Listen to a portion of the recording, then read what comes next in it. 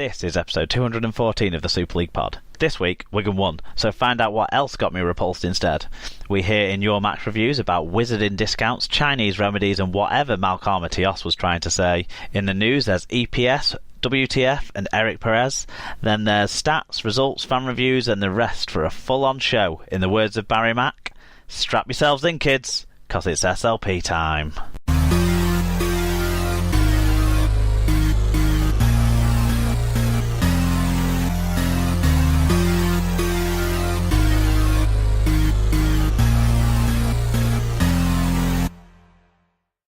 Hello listeners, episode 214 of the Super League pod. It's Mark here as pretty much always, and this week Alan's back. Alan, it's been months it feels like. It's been ages. It was last month. It was. I've had a look at the rundown. It was 209. It was the last one I recorded. So, yeah, How a little while ago. I'm really well. Yeah, I'm very good. I was racking my brains before. On the way home thinking, God, I must have something interesting to say about what I've been up to, but I haven't been doing anything, really. Very boring. You're still keeping up with the Challenge Cup games, aren't you? So. Oh, yeah, definitely. Yeah, that's and I assume you'll be going to one next weekend. So actually, I probably should have given you the first shout on which should be Game of the Week in the Challenge Cup, because it'll be whatever you're going to. We should make Game of the Week, but we'll come round to that when we get to the previews later on in the show. Let's sort of start up with letting everyone know that episode 214 is sponsored by Rob's Toy Shop. Find a wide range of toys, gifts, Rugby League birthday cards and more at Rob's Toy Shop on eBay. Visit stores.ebay.co.uk/Rob's Toy Shop. And on any orders over £5, you get 5% cash back and 1% also cash to us if you put SLP discount when you check out. So please do support our fantastic sponsor, even if they were distracting me when I was driving home from work today with stories of how crap casts were on Friday night, which made me miss a speed camera.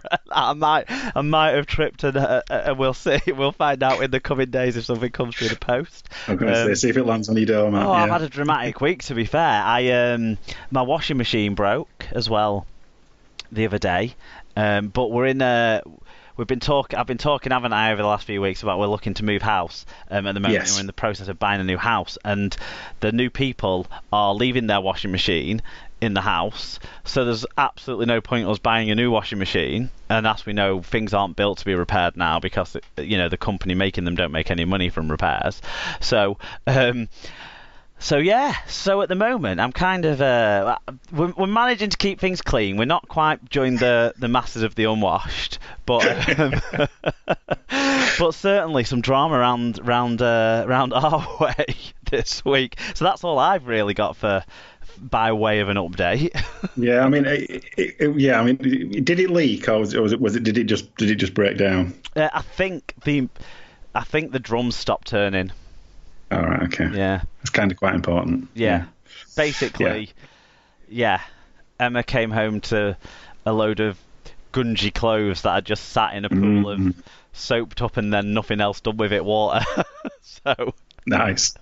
So there you go. Well, there you go. I mean, I have to say that, as usual, I tend to come on here and have something to say not about me, but about my missus. I have to say there is a bit of competition in the podcasting stakes now. She's on her own podcast now. Well, I say her own, but she's got a section on the Talking Pictures podcast.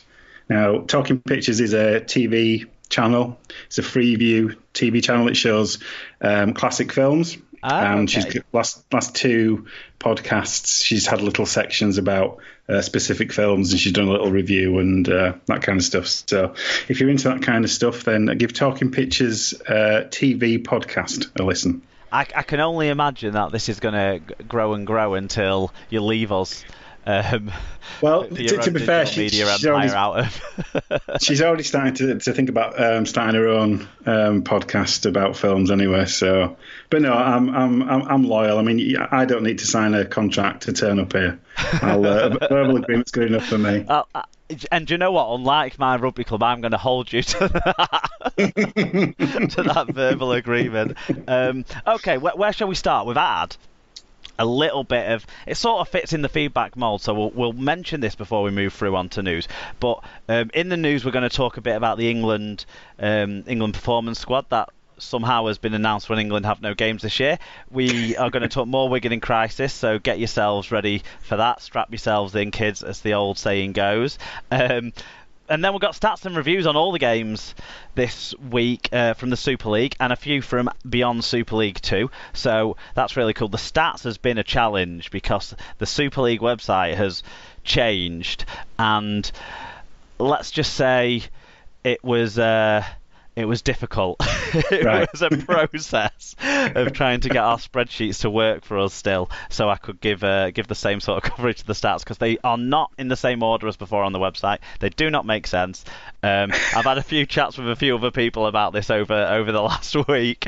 I think Sarah's had the most of my moaning, and Mark, the Huddersfield fan, kind of joined in a little bit on that today when he went and checked on the stats and realised that they've changed. So, yeah. I mean, there's bigger challenges in the world that people are facing, but the stats has been a challenge this week, Alan. Yeah, okay. I think that's fine. Yeah. But Dom got in touch with something else that might be a challenge for people this year. He sort of tagged us into a tweet, really, that he was kind of giving the forewarning. He said, at the Hodge, if you want to follow Dom on Twitter, one of our other great sponsors, and he said, just a heads up to any RL fans going to the Challenge Cup this year, King's Cross will be closed, so if you're getting the train, be prepared for diversions and delays. So yeah, that'll be the East Coast line, won't it? So, you know, when it's so it's anything kind of Yorkshire, kind of northeast Yorkshire, down that way.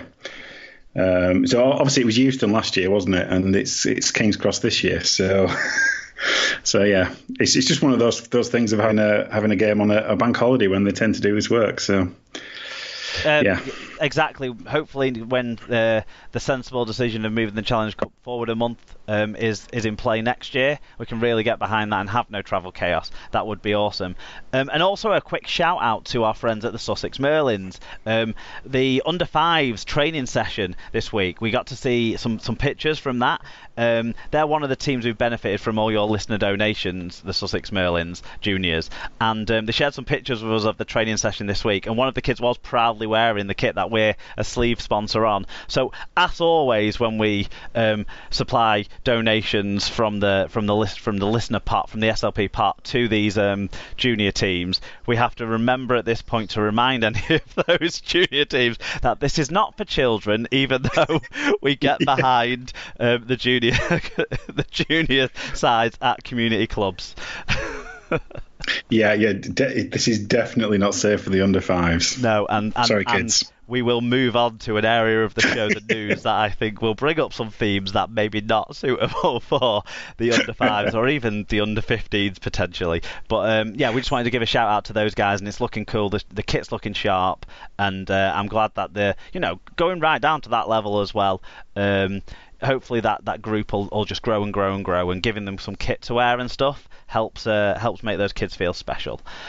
Okay, that's it for the opening of the show, Alan. I think we should move on to the news.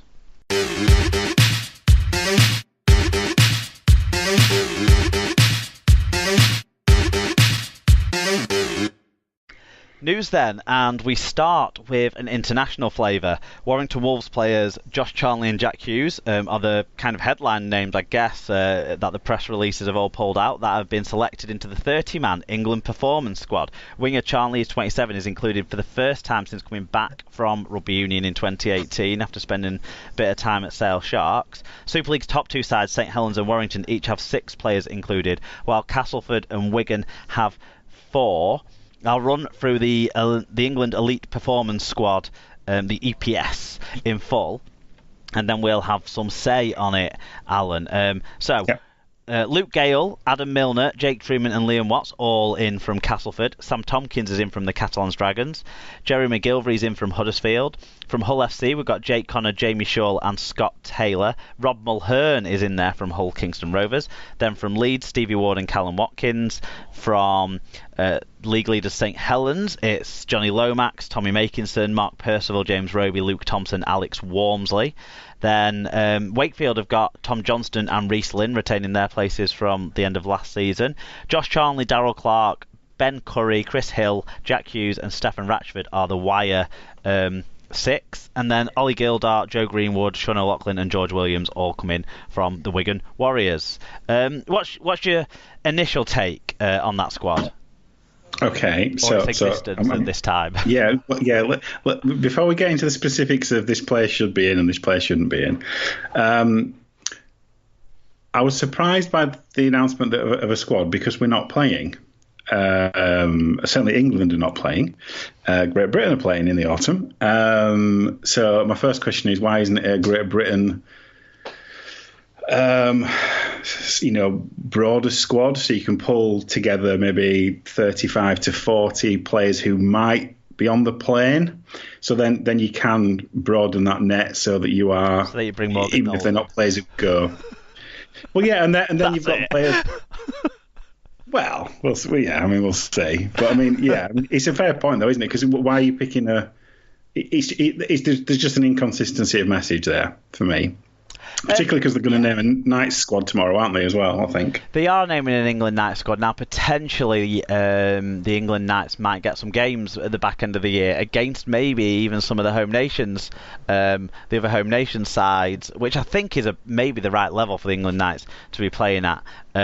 We also don't know what will happen, because this 30-man squad is larger than what the Great Britain squad will be anyway, and the Great Britain squad's going to include, potentially 3 Burgesses, potentially 4 players from Canberra, potentially Ryan Hall, and potentially 2 players from St George. So, we're talking 40 players already, aren't we? Yeah, yeah. This is the thing that I didn't quite understand about certain players' inclusions. So it's not. So the team's not going to be playing. But Bennett is coming over, isn't he? In the summer, I think. Yeah, I think I've read that. He only comes over when it's Origin time, because now it's they play the last Origin game on a weekend day, don't they? I think that gives him an opportunity to come over at the start of the week that builds up to that, so he can spend some time with the boys. Yep.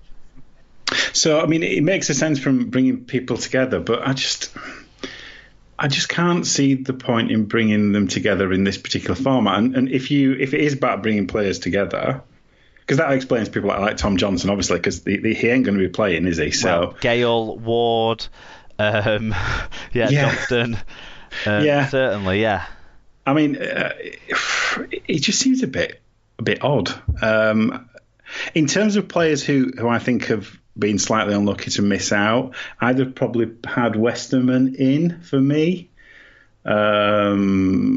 just because I think he's been, performing pretty well, and we don't have masses of options in terms of potential loose forwards, do we? So he would probably be 2 or 3 playing down under who couldn't fill. Well, yeah, exactly. Yeah, and this is why I'm struggling a bit, because I'm like, I don't understand the purpose of the squad or the get together or whatever you want to call it.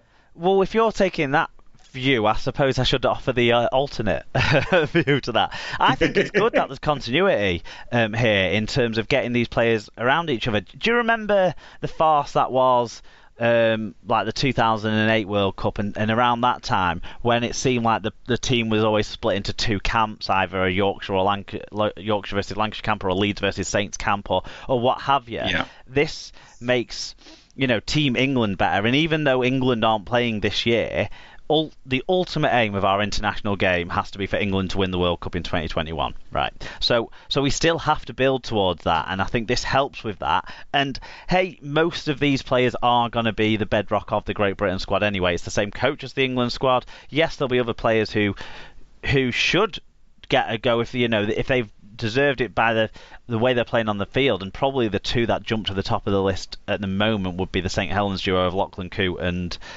Morgan Knowles from Scotland and Wales respectively. So yes, you've got to sort of have that in mind, but at the same time we can't let the England group slide away from each other. And I think that's why it's really cool and interesting that the injured players who won't be able to play in any sessions that they have, because I don't think these are going to be serious hard contact sessions anyway. I don't think the clubs would want that happening in April just after